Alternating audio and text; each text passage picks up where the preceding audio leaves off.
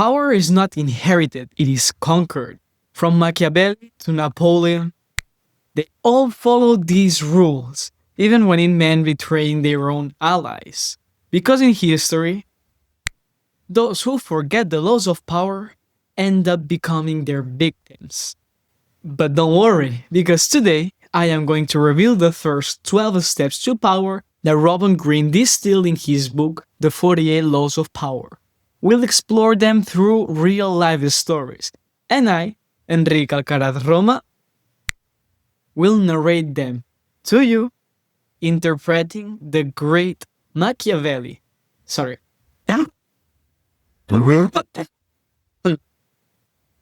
Interpreting Machiavelli. Now that's been said, let's travel back to the 18th century France to discover the first story of the book. In the 17th century, Nicolas Fouquet was France's superintendent of finances, the kingdom's minister of economy.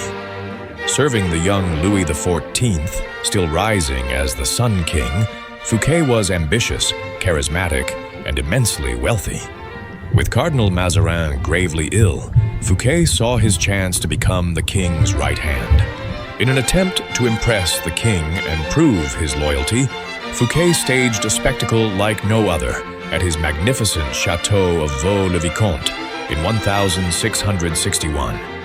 It was a feast beyond imagination, endless banquets, breathtaking gardens designed by Le Nôtre, Molière himself performing his plays, and fireworks lighting up the night sky, all on a scale that outshone anything the king had ever offered. But there was a problem. Louis XIV didn't feel flattered. He felt humiliated. Instead of seeing it as loyalty, he believed Fouquet was flaunting that he could live in greater luxury than the king himself. Soon after, Louis XIV ordered Fouquet's arrest, accusing him of embezzling public funds, charges that were dubious but convenient.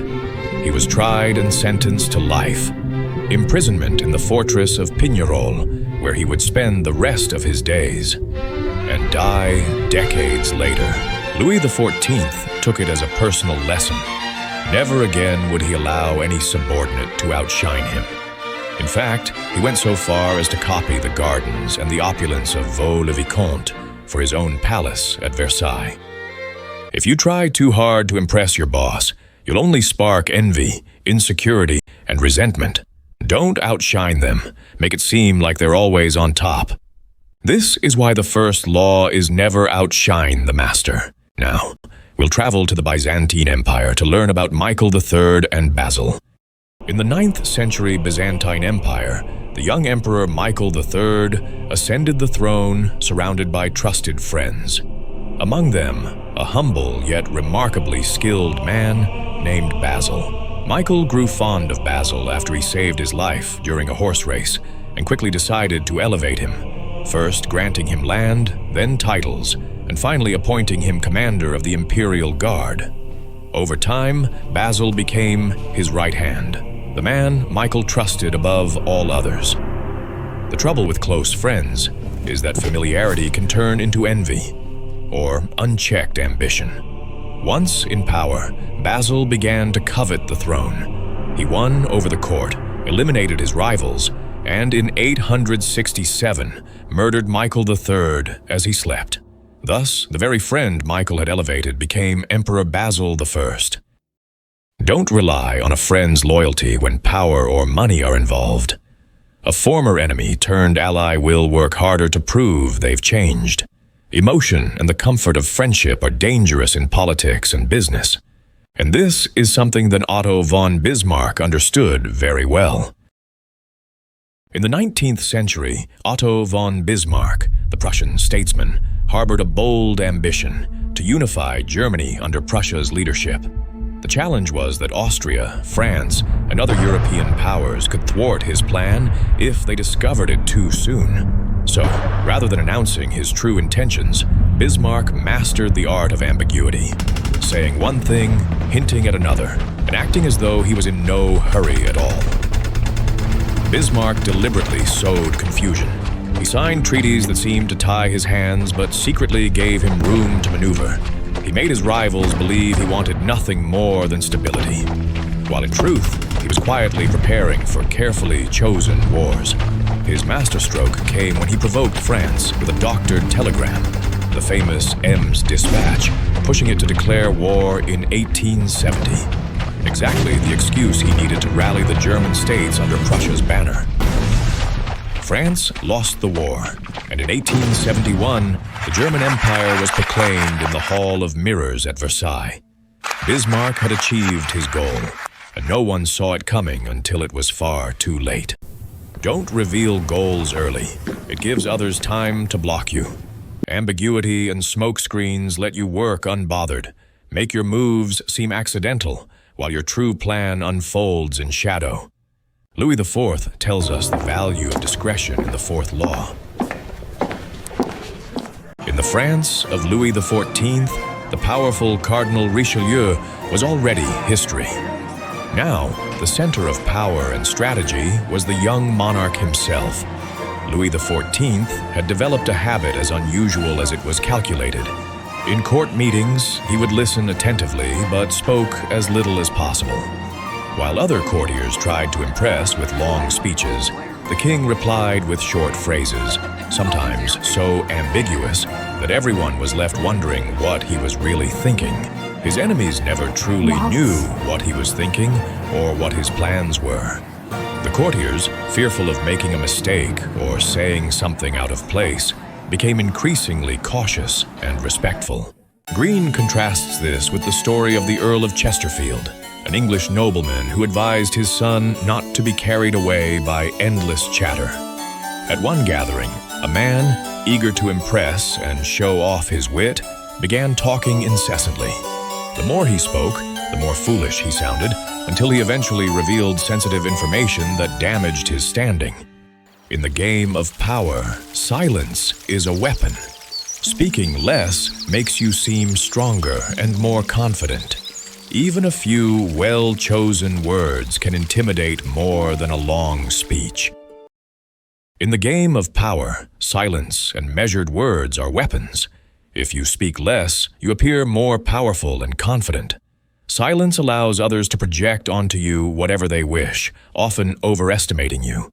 Short, calculated phrases can intimidate more than an entire speech. Now, we'll travel to China. They give us an example of the fifth law, reputation. In the 3rd century AD, China was divided into 3 kingdoms, Wei, Wu, and Shu.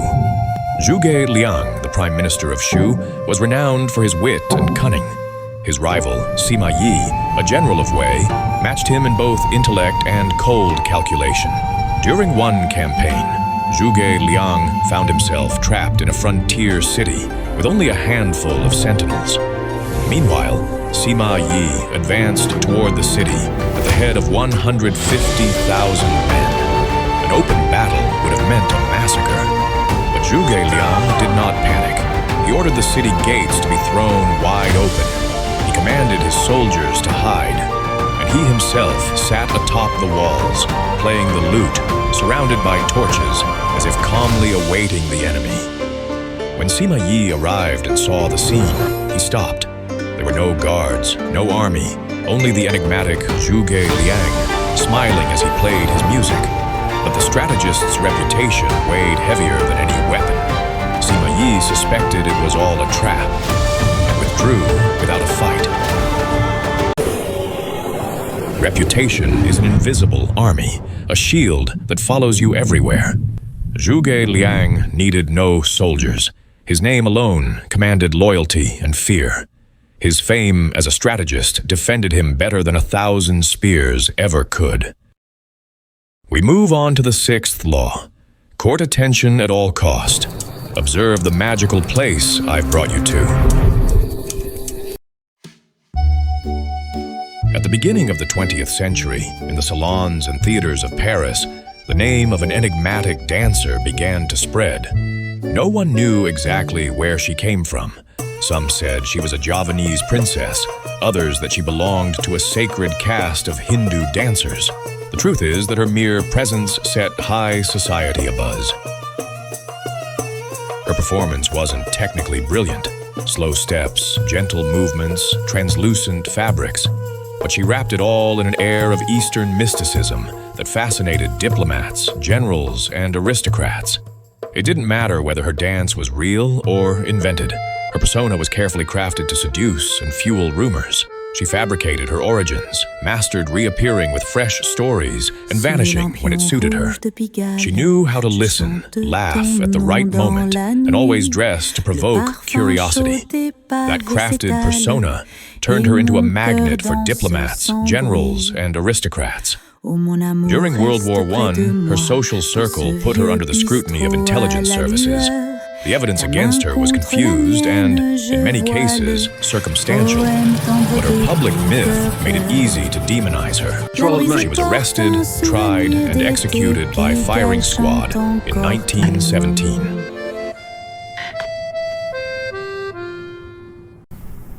Attention is a weapon that gives you control over the narrative.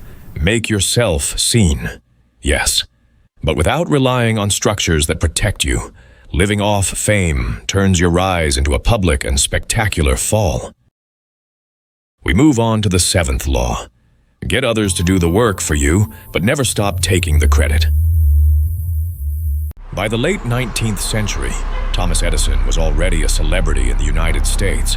He was seen as the genius of the light bulb, the man who illuminated the world. But his fame owed as much to his talent as to his ability to claim the ideas and work of others as his own. In 1884, a young Serbian engineer named Nikola Tesla arrived in New York. He carried a letter of recommendation addressed to Edison that read, "I know 2 great men. You are one of them. The other is this young man." Edison was impressed and hired him immediately. Tesla was brilliant. In a short time, he improved several of Edison's electrical machines, making them more efficient and less costly. Edison, thrilled, promised him a reward of $50,000 if he could completely redesign his direct current generators. Tesla worked tirelessly for months, and he succeeded. But when he went to claim his reward, Edison smiled and said, "Tesla, you don't understand American humor." He refused to pay him. Humiliated, Tesla resigned on the spot. Free from Edison's control, Tesla developed a revolutionary system, alternating current, far more efficient for transmitting electricity over long distances. Edison, whose entire business empire was built on direct current, responded with fury. He launched a public campaign to discredit Tesla, even going so far as to electrocute animals, dogs, horses, and even an elephant, to convince the public that alternating current was dangerous. Edison went down in history as the great American inventor, with more than 1,000 patents to his name.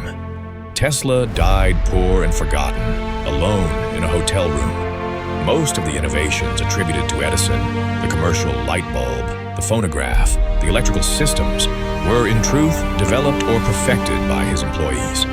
Edison had understood one fundamental truth. It doesn't matter who does the work, only who gets the credit. Make others work for you, but control the narrative and the authorship of the results. The public rarely investigates who was truly behind a great work. What they remember is the name on the cover. Without further ado, we move on to the 8th law. Make others come to you. The story of Napoleon and Talleyrand. It was 1814. Napoleon had been defeated and sent into exile on the island of Elba. Watched but still alive, still carrying that aura of myth that could be resurrected at any moment. In Europe, the victors gathered at the Congress of Vienna to redraw the map of the continent and decide the fate of France. Among them, one stood out for his coldness and calculation. Charles Maurice de Talleyrand, the French diplomat who had served kings, revolutionaries, and emperors, always surviving. Talleyrand understood that dead in Elba, Napoleon would become a martyr, but if he returned of his own will, he would be transformed into a usurper. With subtlety, he allowed rumors to circulate that France awaited him, that the people would support him, that he could still return as a savior. Napoleon took the bait. In March 1815, he escaped from Elba, landed on the French Riviera, and marched toward Paris, beginning the famous 100 Days. The European coalition now had the perfect excuse. Napoleon was no longer an exiled martyr, but a living threat to peace. They quickly united with moral and political legitimacy and defeated him at Waterloo. This time, the emperor did not return to Elba. He was sent to St. Helena, a remote island in the Atlantic, where he would die isolated and forgotten. Talleyrand never raised a weapon on the battlefield, but his diplomatic maneuver had led him straight to the slaughterhouse. Never chase or try to destroy your enemy on their own terms. Draw your opponent into your field and make them take the fatal step by their own will. That way, you keep control over the timing, the ground, and the justification. We travel to Florence in the early 16th century to delve into the 9th law. Win through your actions, never through argument. In the year 1502, in Florence, Italy, the city's leaders wanted to erect an imposing statue as a symbol of the Republic's freedom. For decades, several sculptors attempted to work on a gigantic block of marble, but all failed. The colossal stone was abandoned in the cathedral's courtyard, deemed useless and too difficult to carve. Most artists, including none other than Leonardo da Vinci himself, wasted time debating what could be done with the block, but none dared to confront it. No one wanted to risk their reputation on a task that seemed destined for ridicule. Except for him. A very young Michelangelo appeared and declared that he could create something out of that piece of marble. Everyone doubted the artist's ability. But Michelangelo did not debate nor try to convince anyone of his talent. He simply requested the block and locked himself away for 3 years, working in silence. From that stone, once deemed useless, emerged David, a Renaissance masterpiece and the most powerful symbol of Florence. The city, which had once seen the block as waste, now revered it as a monument to greatness and human genius. Words are unnecessary when actions speak. Michelangelo didn't waste himself on speeches or seek approval. His work was the ultimate argument. Turning a discarded block into an immortal masterpiece commanded respect and admiration. No one could argue with it. The result spoke for itself. And we move on to the 10th law. Avoid infection. The misfortune of others can destroy you. In 1821, a young woman was born in Ireland who would later reinvent herself as a Spanish dancer and courtesan, Lola Montez. Her fame did not rest on extraordinary artistic talent, but on her scandalous temperament and irresistible powers of seduction. Wherever she went, she left chaos in her wake, tempestuous romances, duels, and the downfall of those who fell under her spell. In 1846, she met Ludwig I of Bavaria, an aging and vulnerable king. The monarch fell completely under her spell, making her his official mistress. He granted her titles, political influence, and power at court. But the Bavarian people would not tolerate a scandalous foreigner ruling through their king. Revolts erupted in Munich. Popular pressure forced Ludwig I to abdicate in 1848. Humiliated and defeated, he surrendered his crown to his son. Meanwhile, Lola fled, leaving behind a nation in turmoil and a king in ruins. Lola Montez was not merely a woman plagued by misfortune. She was toxic, combative, and destructive by nature. Those who drew near to her were inevitably dragged into ruin. Lola Montez wasn't simply a woman with bad luck. She was toxic, combative, and destructive by nature. Those who got close to her ended up dragged into misfortune. Greene warns us, choose carefully the people you surround yourself with, because misfortune is contagious too. But Lola Montez understood the next law very good, that is, keep people dependent on you. Louis I of France had a deep fascination with astrology. At his court stood a renowned astrologer, famed for his ability to predict the future, a gift that earned him both admiration and unease among nobles and courtiers. In time, the king grew suspicious. He believed it was dangerous to allow anyone to wield such power over his fate. Machiavellian as ever, he devised a trap. He summoned the astrologer before the court and asked him when he would die. If the prediction proved false, the king could have him executed without opposition. The astrologer, fully aware of the risk, replied with wit, "I do not know the exact date of my death, but I do know that I shall die 3 days before His Majesty the King." That answer changed everything. Superstitious and fearful, Louis XI never dared to harm him. To kill the astrologer would have meant admitting that his own death was near. And so, the astrologer remained protected until the end of his days, sustained solely by the king's fear. The astrologer applied the essential rule: make others depend on you. By tying his fate to that of the monarch, he became indispensable. No one eliminates the person who seems to hold the keys to their own life. And that is why this is the 11th law. Now, we'll travel many years into the future to discover the 12th law. Use selective honesty and generosity to disarm your victim. Victor Lustig was one of the most skilled con artists of the 20th century. His ambition led him to Chicago, where he decided to test his wits against none other than Al Capone. But there was a problem. Trying to deceive the most feared gangster of the era was tantamount to a death sentence. Capone did not forgive betrayal. Instead of risking a conventional con, Lustig chose something unexpected. He approached Capone with a fictitious business, promising to double $50,000 in 2 months. Intrigued, the gangster handed him the cash. Lustig didn't lift a finger. He locked the money away in a safe. 2 months later, he returned to Capone and said with apparent honesty, "Sir, the deal failed. Here is your money back." Capone, accustomed to being surrounded by flatterers and traitors, was stunned. He could not believe that someone would return such a large sum without trying to keep a cent. He interpreted it as a gesture of pure honesty. Moved, he rewarded Lustig with $5,000 for his sincerity. Exactly what the con artist had planned from the start. Not to profit from fraud, but from the appearance of integrity. Lustig's move demonstrates the essence of Law 12. A calculated dose of honesty can disarm even the toughest man.